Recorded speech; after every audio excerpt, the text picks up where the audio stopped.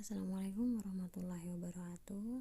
Baiklah teman-teman, hari ini kita akan belajar tentang mata kuliah kedaruratan maternal neonatal. Hari ini subpokok bahasan kita adalah ibu hamil dengan eklamsia.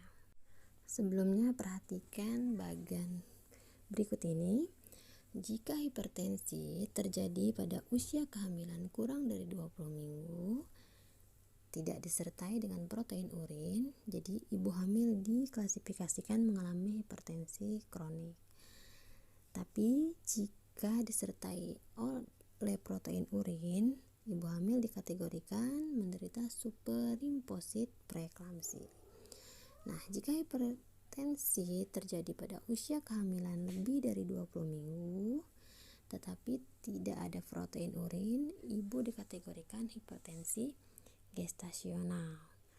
Nah, tapi jika ibu mempunyai protein urin atau protein urinnya positif tetapi tidak disertai kejang, ibu hamil dikategorikan mengalami preeklamsi ringan atau preeklamsia berat. Nah, ini tergantung dari protein urinnya positif berapa, dan kemudian kita lihat lagi tekanan darah sistolik dan diastoliknya. Nah, kemudian jika hipertensi dalam kehamilan terjadi setelah 20 minggu, kemudian disertai dengan protein urin positif dan ditambah kejang, artinya ibu mengalami eklamsia. Ya. Nah, apa sih eklamsi? Eklamsi itu adalah preeklamsi yang disertai dengan kejang atau koma, ya. Nah, preeklamsi disertai dengan kejang atau koma, tidak ada kemungkinan penyebab lain seperti misalnya epilepsi, perdarahan suprachnoid, dan meningitis. Nah, bisa juga ibu hamil mengalami kejang, bukan eklamsi, bisa juga, tetapi kenapa tidak dibilang eklamsi? Ya mungkin saja epilepsi, ya, perdarahan dan meningitis.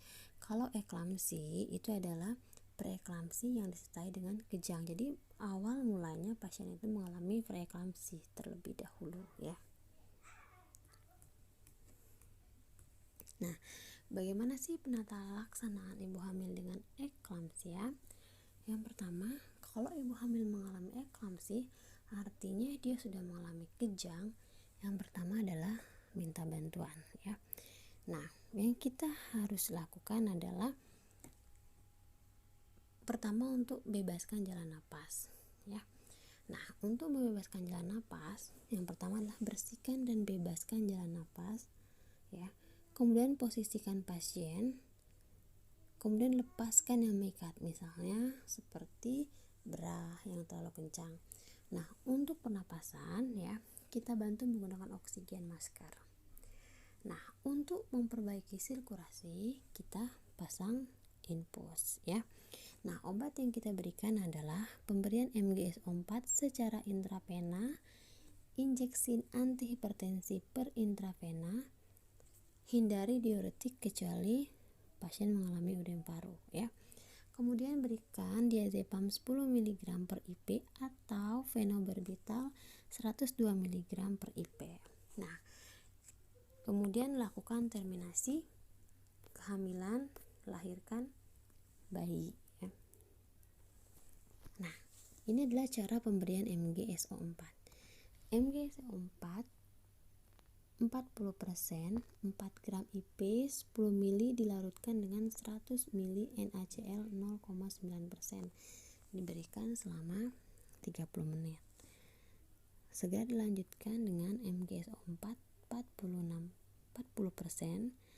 6 gram 15 ml dalam larutan ringer asetat atau RL atau ringer laktat 500 ml selama 6 jam. Kita drips, ya. Nah, jika kejangnya berulang setelah 15 menit, berikan lagi MGSO4 40% sebanyak 2 gram secara IP sebanyak 5 ml. Nah, yang harus kalian perhatikan ketika kalian memberi MGSO4, ya. Yang pertama harus tersedia antidotum MGSO4, yaitu berupa kalsium glukonat 10%, atau 1 gram dalam 10 cc. Diberikan per IP 3 menit dalam keadaan siap pakai ya. Kemudian refleks patella harus positif dan kuat. Jangan lupa itu ya. Kemudian frekuensi pernapasan lebih dari 12 kali per menit. Urin lebih dari 100 cc dalam 4 jam sebelumnya. Jadi 0,5 cc per kilogram berat badan per jam. Nah, hentikan pemberian MgSO4 jika setelah kalian evaluasi refleks patellanya negatif. Pasien mengalami bradypnea kurang lebih 16 kali per menit. Kemudian urin kurang dari 30 ml per jam. Jika terjadi henti napas, bantu pernapasan dengan ventilator.